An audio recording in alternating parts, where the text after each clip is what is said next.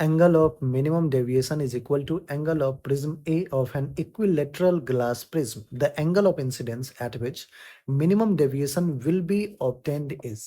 बच्चों पहला स्टेटमेंट अगर आप ध्यान से देखिए तो कह रहा है कि angle of minimum deviation that is del minimum वो कितना गिवन है equal to angle of prism A which is equals to.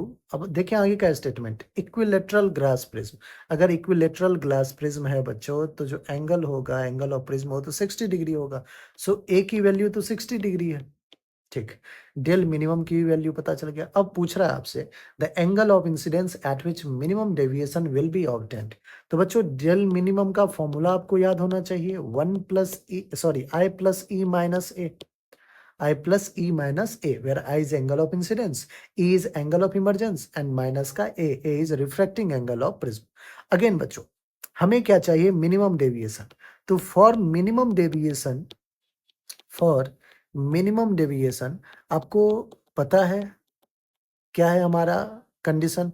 For minimum deviation angle of incidence i should be equals to angle of emergence e. ये condition बच्चों आपको पता है कि minimum deviation के लिए angle of incidence angle of emergence के equal होगा। तो डेल मिनिमम की वैल्यू है कैसे कितना बच्चों, तो वो तो 60 डिग्री गिवन है।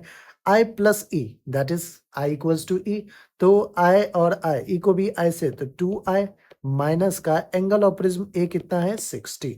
60 प्लस 60 120 divided by 2 is equals to i. So बच्चों यहाँ से एंगल ऑफ इंसिडेंस आई कितना आ गया 60 डिग्री आ गया।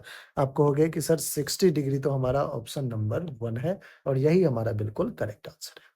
बच्चों DP2 जो है वो आप देख रहे हो। अगर आपने अभी तक DP1 नहीं देखा है तो फटाफट आप उसको भी जाके देखें।